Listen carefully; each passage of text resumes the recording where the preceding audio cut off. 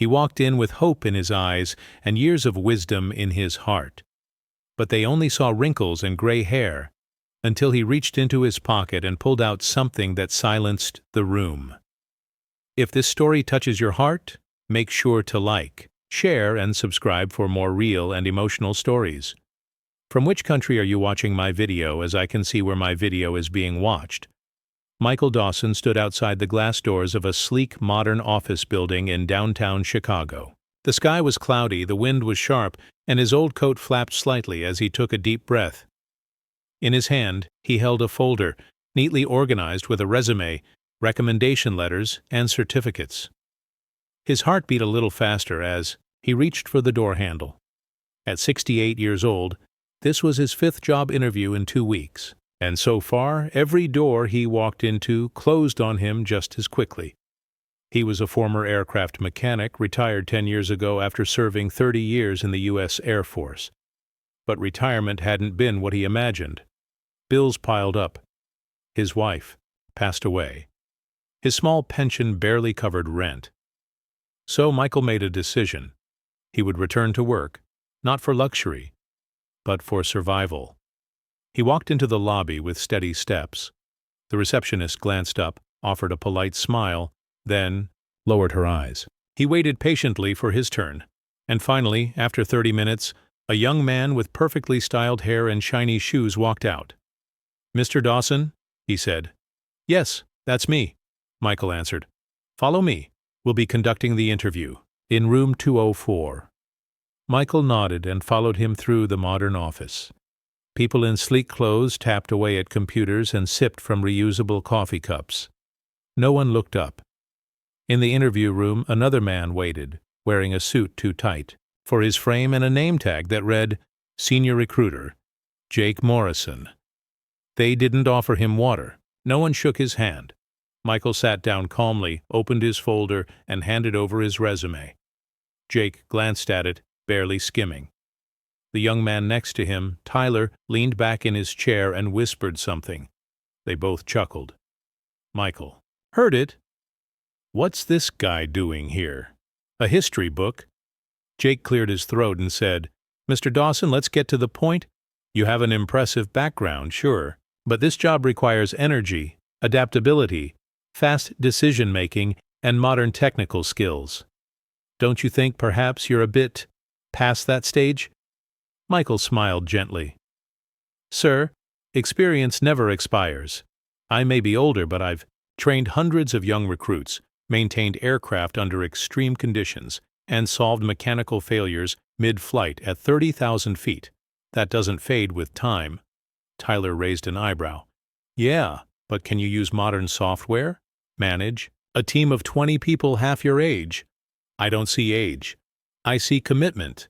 I'm willing to learn anything new and share everything I know," Michael replied. Jake closed the folder.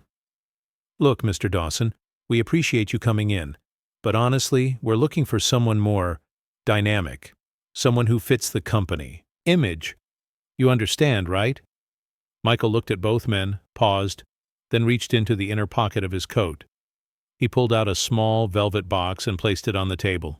Then he opened it. Inside was the Congressional Medal of Honor, the highest and rarest military decoration in the United States. Both Jake and Tyler froze. Michael spoke quietly. "I don't carry this around to brag. I carry it to remind myself of the lives I've saved and the people I've lost. I earned this during a mission in Iraq, where our plane lost both engines. I stayed back while the crew evacuated. I fixed what I could in 25 minutes under enemy fire. That plane flew, and my men lived." He continued, "I'm not asking for a favor.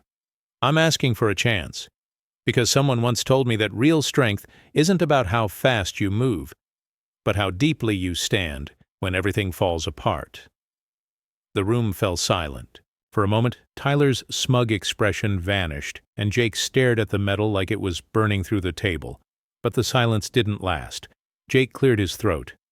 "Mr. Dawson, while your service is admirable, we have company policies and, well, this position has certain expectations. We thank you for your time." Michael closed the box gently, stood up, and buttoned his coat. He looked them both in the eye and said, "One day, you'll realize that character is the best qualification a man can have. I hope you don't learn that lesson too late." He walked out with the same quiet pride he came in with, as Tyler whispered under his breath, "Why even try at that age?" But destiny listens when dignity walks in silence. That evening, Michael sat on a bench outside the city library, flipping through a newspaper for other job openings. A young woman sat beside him. She looked over and smiled. "Sir, I hope you don't mind me saying this, but were you just at Helix Tech today?" Michael turned to her, surprised. "Yes. Why?" "I work there," she said. "I saw what happened. I also saw the medal you showed. My father served too. He died before I turned 5. I never knew him. But seeing you reminded me of him." Michael's voice softened. "I'm sorry for your loss." She nodded. "I'm not in HR, but I do work in PR, and, well, our company's social media has been dying. People say we have no soul. I think your story could change that." Michael raised an eyebrow. She stood up and handed him her card. "Come back tomorrow. Not to interview, but to teach us. Lead a seminar. Talk to the young recruits. We need someone with your kind of backbone." Michael didn't say anything for a long moment. Then he smiled. "All right." The next day, Michael walked back into Helix Tech, but not as an applicant. He was greeted with handshakes and respect. He led a seminar titled "Lessons from the Sky: Integrity in Action." Young employees filled the room. Some even stood in the back to listen. He told them stories not found in textbooks, stories of courage, teamwork, and the true meaning of accountability. A week later, the CEO of the company walked into the seminar himself. After listening to Michael for just 10 minutes, he stood up and said, "Mr. Dawson, we've been looking for someone to guide our leadership training program. I believe you're the man for the job."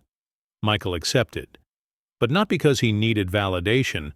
He had already earned that on a battlefield far from home. He accepted because every generation deserves to hear the truth from someone who lived. Months passed, and the company changed. Its image transformed, not through advertising, but through action. The same office that once laughed at a man's wrinkles now clapped every time he walked into the room. Young employees approached him for advice. He never turned anyone away. One day, Jake and Tyler sat in the back of a session led by Michael. Tyler leaned over and whispered, "He really turned this place around." Jake replied, "We almost let him walk away, and we didn't even see who he really was." Tyler said, "You think he remembers us." Michael, without turning around, smiled and said, "Oh, I remember. But don't worry, I don't hold grudges. I hold standards." That day, they stood and clapped with everyone else. And for the first time, they understood that greatness isn't about the number on your birth certificate. It's about the weight of your character. And as for Michael, he finally found what he'd been searching for. Not just a job, but a place where his voice mattered, his past was honored, and his future still held meaning. Because no man is ever too old to inspire, too tired to lead, or too forgotten to shine.